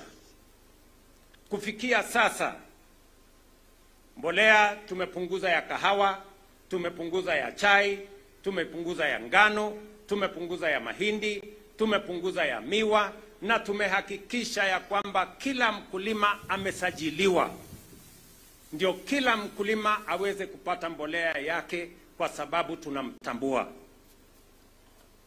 Mwaka huu peke yake tumepatiana mbolea ama tumeuza kwa wakulima mbolea magunia milioni 6, na hiyo kazi inasonga mbele. Na vile vile tukasema value chains ya kilimo, KTDA inayoongozwa na Bwana Mudhaura kama CEO, pia tumewapatia pesa ya kupunguza gharama ya mbolea kwa wakulima wa chai. Wakulima wa chai walikuwa wanalipa shilingi 5,500 kwa gunia moja. Sasa tumewapunguzia ni 2,500. Sababu hiyo ndio kilimo ya chai imeongeza mapato ya wakulima kutoka shilingi bilioni 140 in 2022. Mwaka uliopita tulifikisha bilioni 215. Pale kwa kahawa, mnajua, huyo Paranya anajua, pale kwa kahawa tulikuwa na watu wajeuri sana, walikuwa wameharibu biashara ya kahawa. Watu wachache, mtu mmoja ako na leseni, yeye ni mkulima, ako na leseni ya broker, ako na leseni ya mila, na yeye ndiye ananunua kahawa kule Nairobi Coffee Exchange. Mtu mmoja anahangaisha wale wakulima wengine wote hapo katikati. Tukavunja hiyo cartel. Bei ya kahawa mnajua, ambayo ilikuwa karibu shilingi 65, wakulima wengi wa kahawa mwaka huu wamelipwa 100 kwa kilo, 110, 120, 140, mpaka wengine 150. Ni kweli si kweli? Na ni kwa sababu tumeweka usimamizi mzuri, tumeongeza mapato ya wakulima wetu wa kahawa, kwa sababu tunataka kilimo iweke pesa kwa mfuko ya mkulima. Vile vile nyinyi ni wakulima ama wafugaji wa dairy. Katika sekta hii ya dairy nilisema ya kwamba tunataka mkulima, kwa sababu yeye ndio mtu wa muhimu katika mambo ya kuzalisha maziwa. Pale 2022 wakulima walikuwa wanapata 35 shillings, sehemu zingine 40 shillings. Tukasema tunataka kusukuma hii bei ifike 50 shillings. Mimi nataka nishukuru Meru Dairy, wanalipa 53 shillings, mkulima anapata 50, wale wengine hapo katikati processors na wengine wanapata shilingi 3. Na mimi nataka nimshukuru Bwana Gitonga na bodi yake, they are doing a wonderful job. Wapigie makofi hao watu. Wanawalipa shilingi 50 ama sio 50? Si ni 50? So mimi nataka nikueleze Bwana Gitonga na timu yako, endelea kulipa wakulima hawa pesa ambayo inatoshana na jasho yao. Kenya sasa tumeongeza mapato ya maziwa kutoka bilioni 40 in 2022 tumefikisha bilioni 59 mwaka uliopita.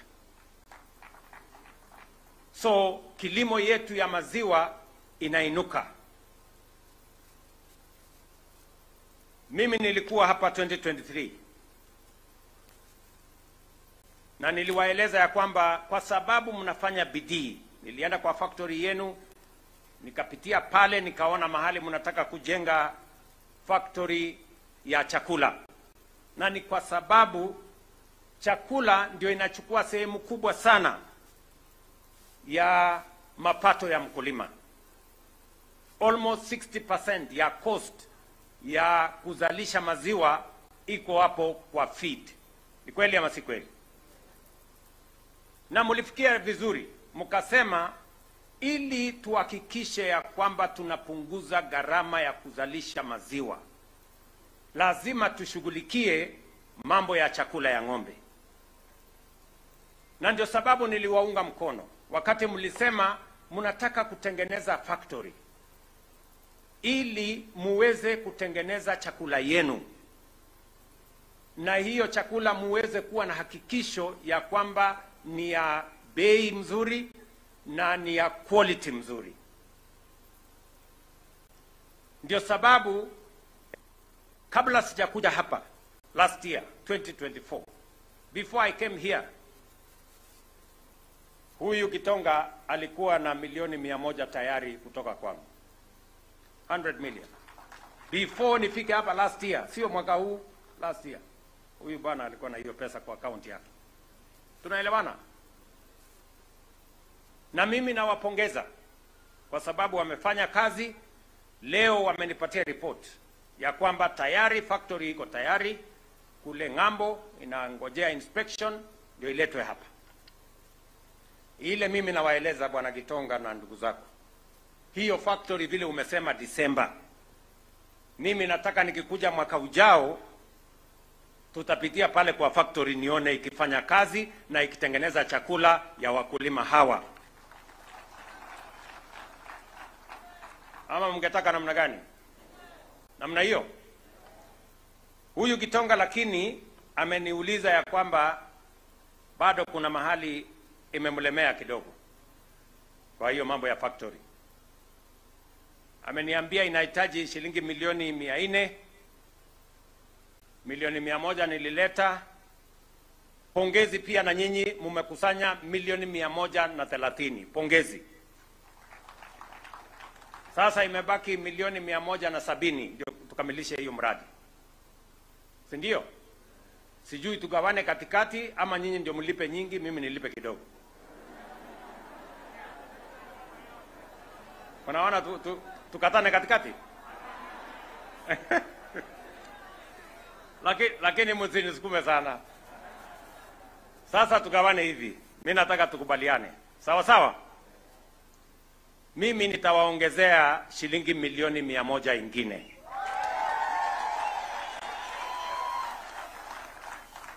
Nasikia bwana Gitonga?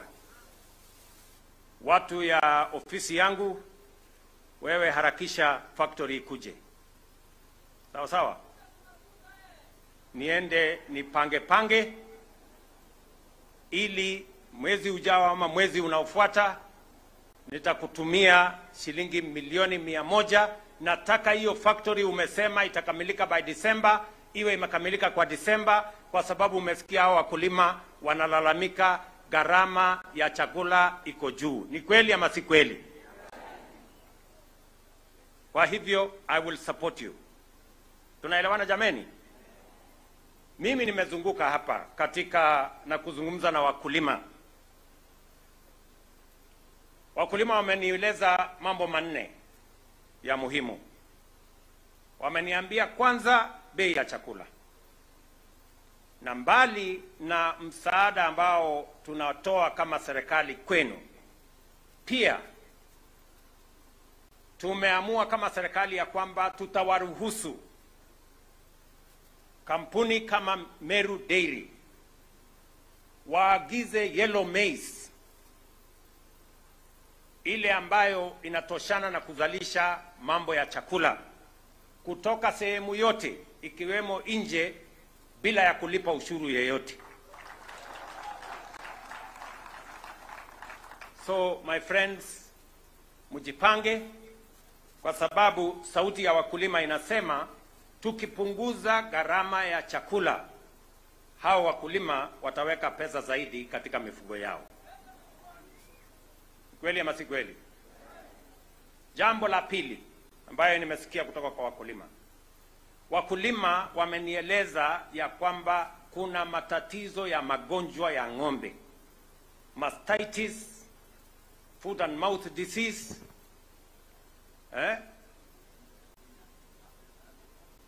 na lumpy skin. Mimi nataka niwaambie PS wangu wa mambo ya livestock yuko hapa. Tayari kama serikali tumefanya mpango mzuri, na kuanzia wiki ijayo waziri wetu wa kilimo na PS wake wataanzisha program ya kitaifa ya vaccination ya ng'ombe, na mimi nawaeleza wakuje waanze na hapa Meru, ndio tuwapunguzie mambo ya magonjwa, kwa sababu ng'ombe akiwa mgonjwa anapunguza maziwa, inakuwa ni gharama kwa mkulima na inaturudisha nyuma. Jambo la tatu ambayo nimesikia kutoka kwa wakulima ni mambo ya mbegu. Kwa sasa kama serikali tumesaidiana, mbegu inapatikana kwa shilingi 200. Alafu inaendelea inakuwa shilingi 250, 300. Ile mbegu ya kawaida. Lakini wakulima wamesema hiyo mbegu ya kawaida iko na karata ya pata potea sana. Kwa sababu mara unapata ndume, mara unapata kike. Ukipata ndume ni hasara. Ni kweli ama si kweli? Ili kuondoa karata ya pata potea, ili kuondoa guesswork kwa mambo ya kilimo, mumesema munataka mbegu ya sexed semen. Ile tunajua ukidunga kwa ng'ombe itakupatia ndama ambayo itakusaidia kwa maziwa katika siku zijazo. Nilikuwa hapa na niliwaeleza, ilikuwa shilingi 12,000, 8,000 huko. Tukasema kama serikali wacha tupunguze. Tukapunguza kutoka 8,000 mpaka shilingi 2,900. Lakini bado inafika kwa mkulima na shilingi 4,000, 5,000, 6,000. Ni kweli ama si kweli?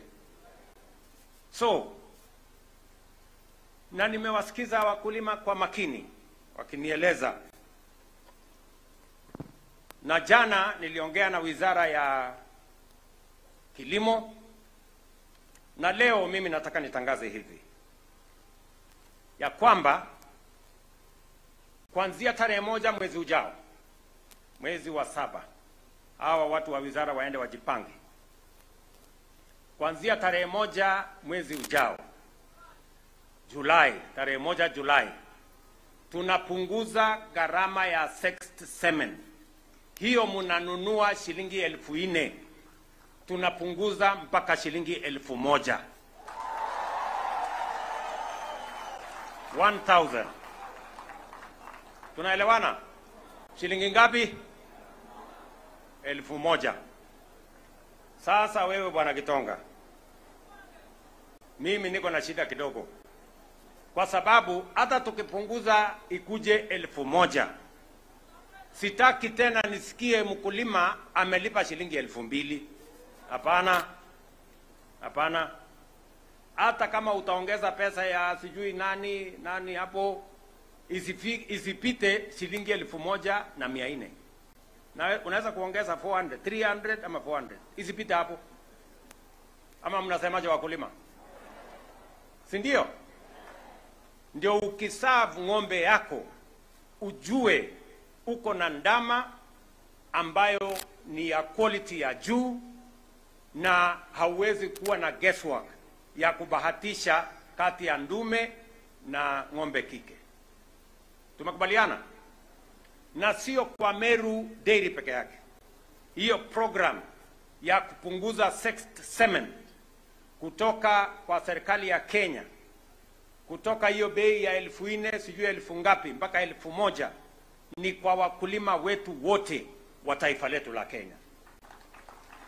Kwa sababu mpango yangu ni kuhakikisha kwamba tunaongeza mapato ambayo inafikia wakulima kupitia kwa mambo ya maziwa, kwa sababu vile mnaona Meru Dairy inalipa wakulima shilingi bilioni 1 kila mwezi. Utapata wapi biashara ya kulipa watu shilingi bilioni 1 kila mwezi? Inapatikana rahisi.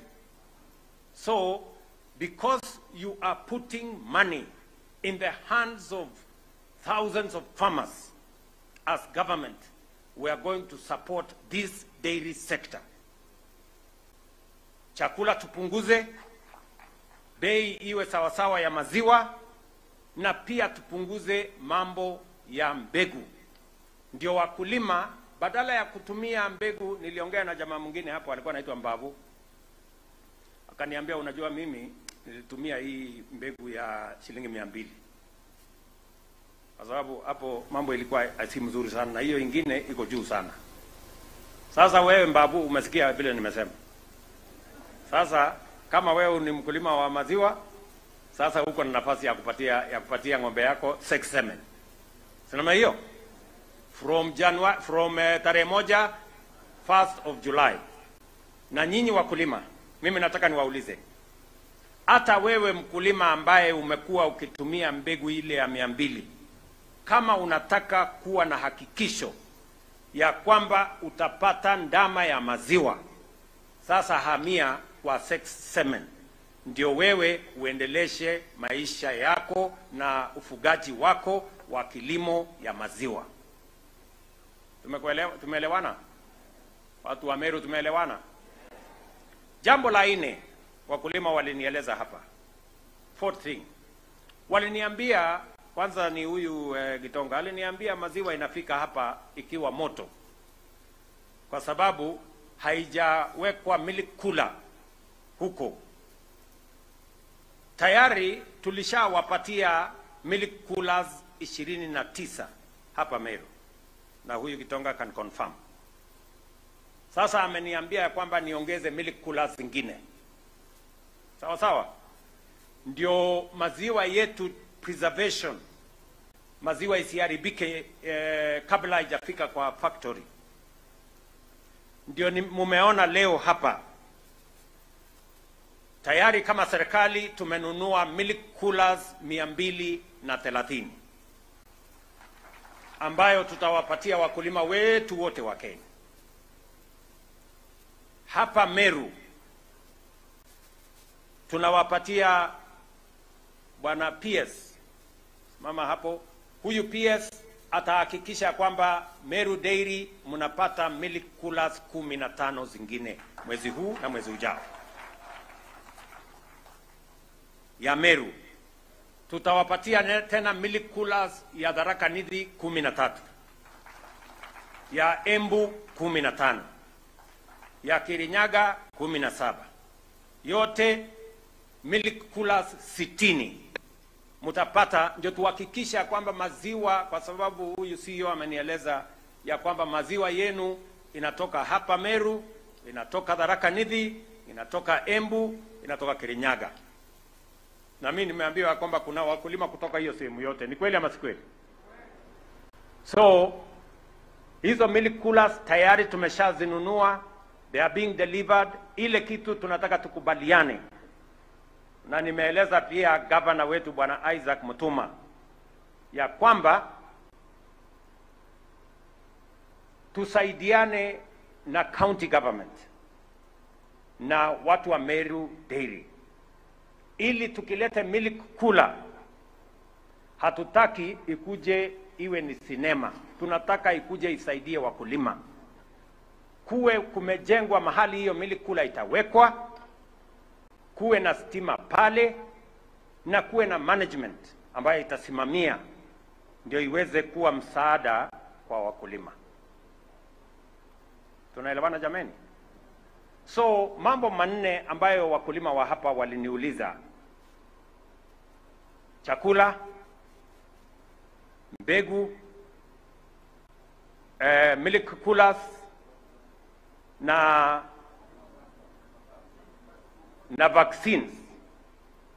Haya mambo yote yalikuwa katika mpango yangu, kwa sababu mimi pia nikisimama hapa, mimi niko na ng'ombe na mimi ni mfugaji, na ile mnasema mimi naelewa. Kwa hivyo tunataka tushirikiane hivyo tukiwa pamoja. Tumekubaliana vile vile ya kwamba tupanue kilimo, mbali na kusukuma mambo ya ufugaji, pia tuongeze mambo ya leather. Tuko na mpango kamili ya mambo ya leather. Tunajenga kiwanda kubwa sana ya mambo ya leather katika taifa letu la Kenya, kwa sababu tunataka wafugaji, mbali na kuuza maziwa, mbali na kuuza nyama, pia ngozi itupatie pesa, ndio tuweze kusukuma gurudumu yetu mbele. Hakuna haja ya sisi kuagiza viatu na leather products kutoka nchi za nje na tuko na ng'ombe yetu hapa. Hiyo viatu tuko naye, tutaanza kutengeneza na ngozi ya ng'ombe yetu hapa Kenya. Tunaelewana watu wa Meru? Mambo yale mengine ya maendeleo ya sehemu hii, mambo ya barabara, tumekubaliana na hawa viongozi. Mambo ya stima, nilikuwa hapa juzi. Maneno ya maji ni vile waziri wangu amesema.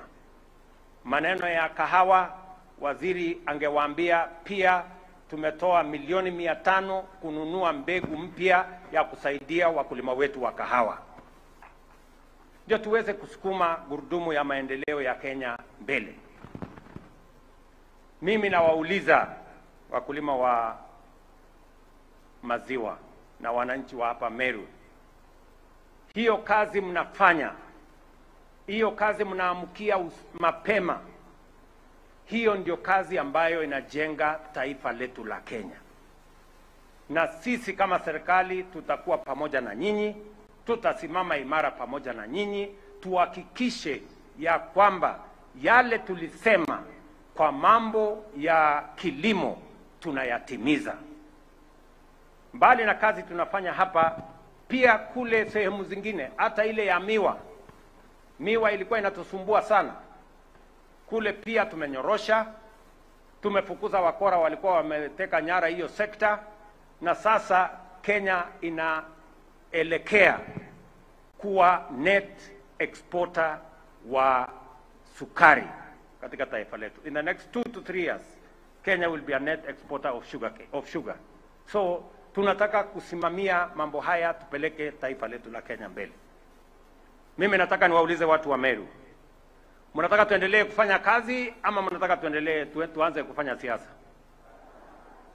Tufanye kazi, tusomeshe watoto, tupange hii kilimo, wakulima wapate pesa, ndio tusonge mbele. Hebu nione wala wanasema tuendelee na hiyo kazi. Tumeshakubaliana. Na mimi nataka niwaeleze, mimi nimekuwa kwa siasa siku mingi. Mnanielewa? Nimekuwa kwa hii siasa siku mingi. Na mimi vitisho, mimi siwezi kutishwa na mtu. Ati kutishwa? Hapana, watafute mtu mwingine. Ati na makelele. Ati tuaje kazi hii tunafanya tuende kwa barabara. Sasa mimi nataka niwaulize nyinyi watu wa Meru. Si nyinyi na kura zenu ndio mlinifanya nikawa rais na tukaunda hii serikali pamoja? Si kura yenu ndio iliunda hii serikali? Mnataka hii serikali iwafanyie kazi ama mnataka ifanyie watu wengine? Si wafanyie kazi. Na ndio sababu mimi nimesema yule ambaye yako tayari kufanya kazi, mimi nitafanya kazi na yeye. Yule ambaye anataka kuendelea na siasa, aende barabarani, aendelee na siasa. Si 2027 tutakutana na wao? Kwani ni mafundi kiasi gani? Wasituletee nani. Sijui kama tunaelewana. Porojo, propaganda tu. Sijui nini. Oh, Kasongo sijui Ruto must go. Wewe. Watu hawana mpango. Ukiwauliza wewe mpango yako kwa wakulima ni gani? Wanasema Kasongo. Wewe mpango ya watoto wetu kusoma ama kuendesha mambo ya stima ni gani? Oh, Ruto must go.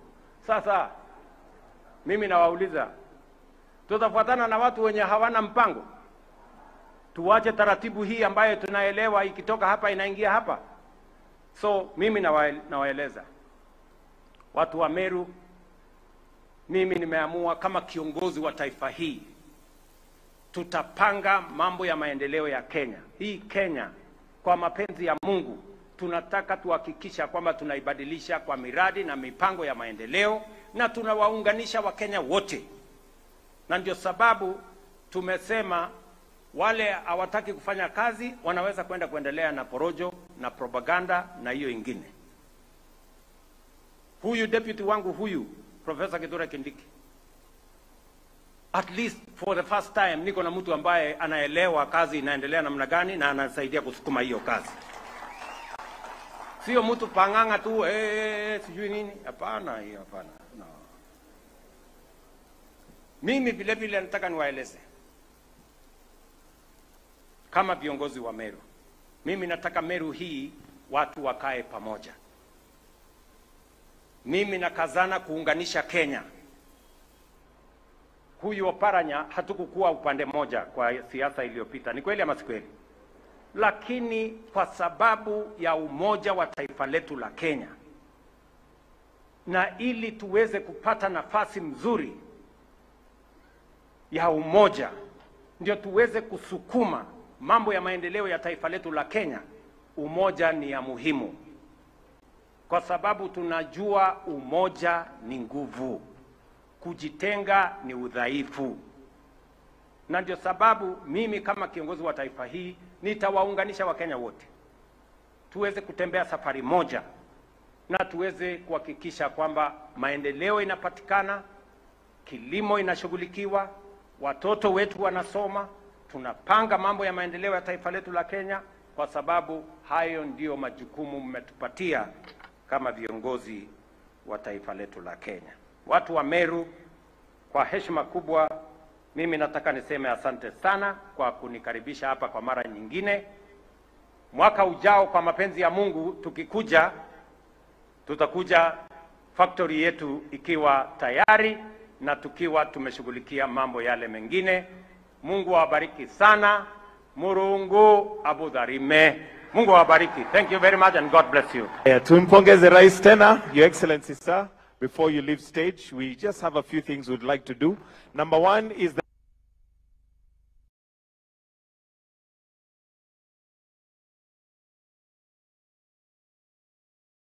na launch ya Meru Live Auction, na nitamkaribisha naibu wa rais, tafadhali msimame na rais pamoja na waziri na pia governor, kama tafadhali mnaweza kuja just for the launch of the Meru Live Auction. Meru anaenda digital, kuuza kwa ng'ombe itakuwa ni digital sasa. And at the ring of a bell, Your Excellency, it will officially be launched.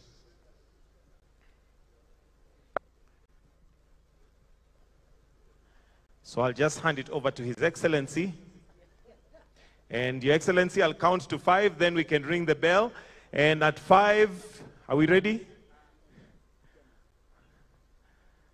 In 5, 4, 3, 2, ring the bell, Your Excellency. Na kwa hayo sasa, live auction iko tayari. We'll also issue some checks, Your Excellency, 3 checks for cows that have been sold. And if we can have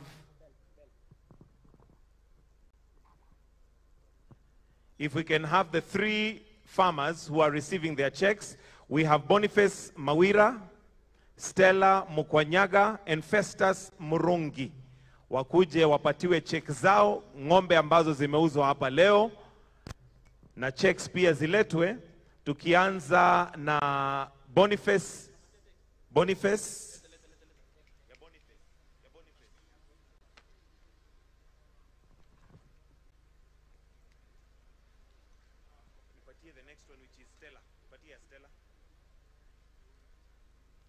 So ya kwanza Boniface.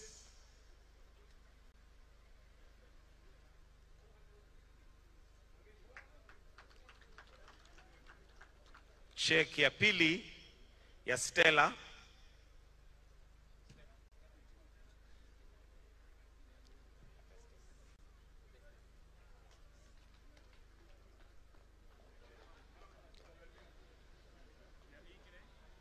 Ya tatu ni ya Festus Murungi. Let's also have the winners of the trophies wawe wamepangwa.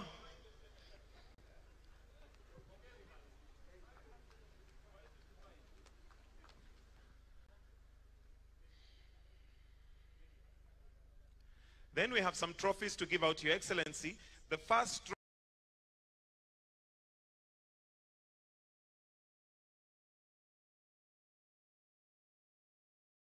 trophy is highest farmer mobilization. Na washindi